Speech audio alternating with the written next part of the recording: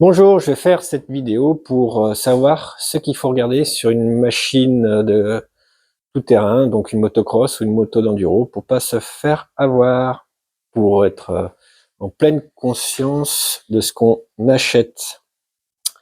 Donc la première chose à regarder, c'est les numéros de série qui sont gravés sur le cadre. À ce niveau-là, voilà. Il faut bien qu'ils soient lisibles et pas à moitié effacés, rayés ou quoi que ce soit. Ça voudrait dire qu'il y a une forte chance que c'est une moto volée. Sur les enduros, donc bien regarder que les numéros correspondent à la carte grise.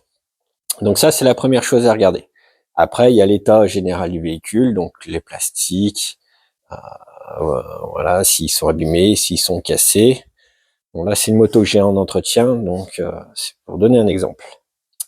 Donc, une fois que le tour des plastiques est fait, on va commencer à regarder l'état. Donc, on va regarder les repose-pieds, les dents. Si elles sont vraiment usées, c'est que ça a pas mal roulé. Les protections de cadre ou le cadre, pareil, si c'est usé, c'est que ça a bien roulé. Là, on voit que ça polie, c'est les frottements des chaussures. Donc, on va bien regarder ce genre de choses, ce qui va donner un petit peu le temps qu'elle a roulé. Après, forcément, on regarde tout ce qui est euh, abîmé. Donc, pour les deux temps, les pots, c'est fréquent. Les plastiques, etc. On va regarder oscillant, les biellettes dessous. Quelquefois, là, ça tape le cadre dessous aussi. Ceux qui font du franchissement, ils les abîment pas mal. Donc, à regarder tout ça. Ensuite, on regarde l'état des joints spi. Donc, on voit que là, ça fuit. Pareil, au niveau de l'amortisseur arrière, si ça fuit. Après, les fuites au moteur. Si on voit pas de fuite, tant mieux. Voilà. Après, ce qu'on peut faire, c'est regarder. C'est pas ce qu'on peut, c'est ce qu'on doit faire. On doit regarder l'état du filtre à air. Si le filtre à air est propre, neuf, c'est que c'est une moto qui est relativement bien entretenue. S'il est tout crado, lors d'une vente, c'est pas terrible, quoi. On va regarder l'état du kitchen. Donc, le kitchen, plus on le tire, plus il se décolle de la couronne, plus il est usé. Donc là, c'est correct. On va regarder l'état des plaquettes aussi. Donc on regarde l'état des plaquettes, voilà, si elles sont usées ou pas. Là, celles-ci, elles sont mortes, par exemple. Voilà, on fait le tour de tout ce qui est consommable. Donc là, par exemple, le pneu avant, il est foutu. Une fois qu'on a fait les tours des consommables, qu'on a fait tout ce qui est visuel, fuite et état de la moto, comme là, il y a un repose-pied qui est cassé. Donc tout ça, c'est à négocier lors de l'achat de la moto. Pareil, le levier qui est cassé, des petites bricoles comme ça. Mais ça, c'est visuel, c'est pas trop grave. Maintenant, on va faire tout ce qui est roulement et jeux. Donc les jeux de roues, les jeux de brossillants, les jeux de biellettes, tout ce genre de choses. Donc on va regarder tout ce qui est jeu. Donc première chose, on contrôle les jeux de roulement. Si on entend clac clac, c'est pas bon signe. Comme là, je sais pas si vous l'entendez. Ça claque, on sent le jeu. Donc au niveau du roulement de roue, ils sont à faire. Après on prend le brossillon. Voilà. Là il y a un jeu de biellettes. Donc on regarde, on met sa main comme ça et on cherche où il est le jeu. Parce que ça peut être soit les roulements à aiguille des biellettes, soit celui de l'amortisseur. Donc il faut voir.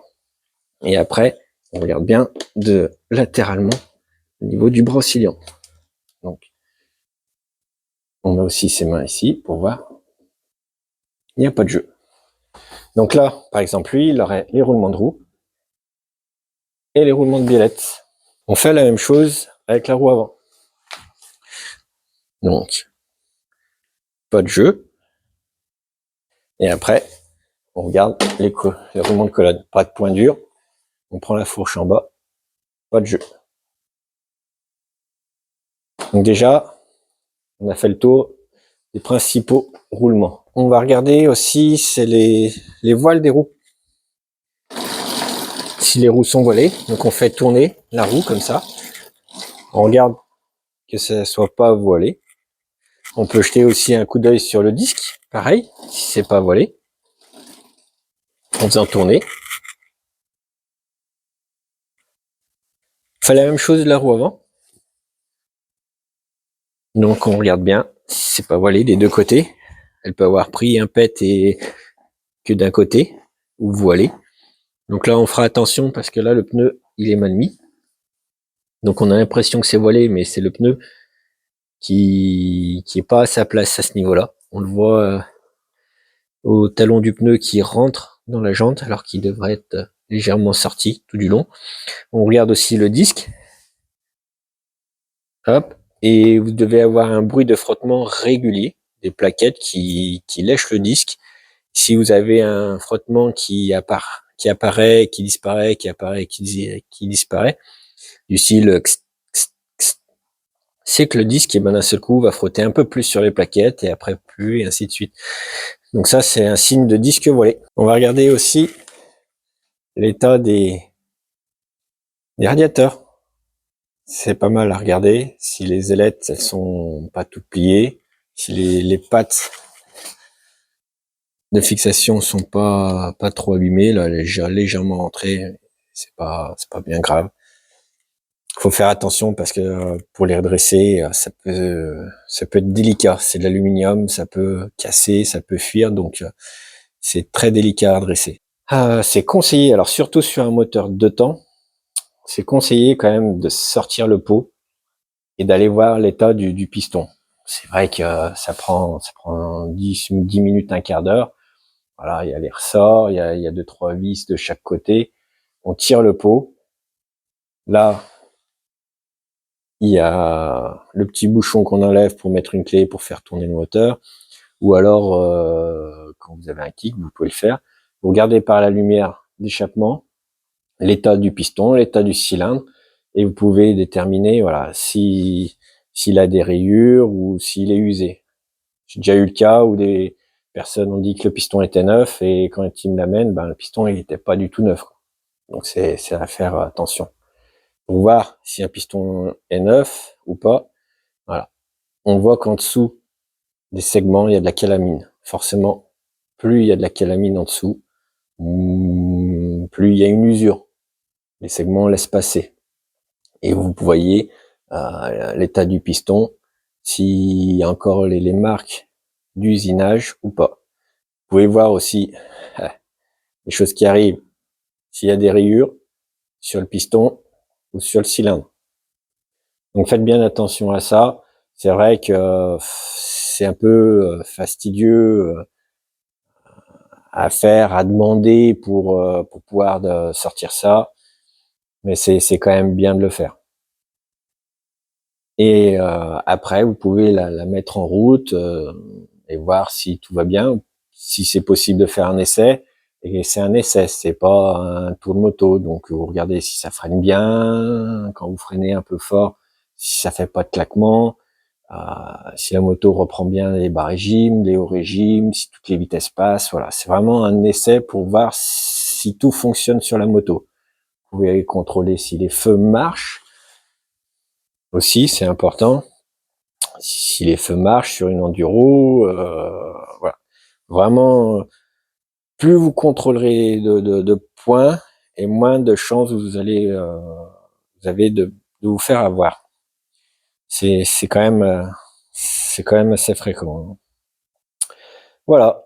Et après, une fois que vous avez ça, vous avez tous les données en main, et ben c'est à vous de voir avec le vendeur, de faire une liste et voilà. Mais si déjà il vous ment sur l'état du piston, sur des choses comme ça, qu'elle est propre, qu'il n'y a pas rien à faire et que vous trouvez que le kit chaîne ou déroulement, c'est mal parti quoi.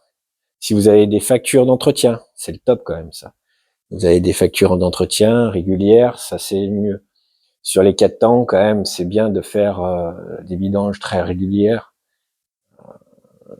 s'il y a qu'1 litre d'huile environ en moyenne par moto, ça préserve quand même le moteur des casses, des usures prématurées. Voilà. Et ben sur ça, n'hésitez pas à vous abonner, c'est quand même assez cool. Et puis je vous dis à la prochaine fois pour une autre petite vidéo. Allez, merci, ciao.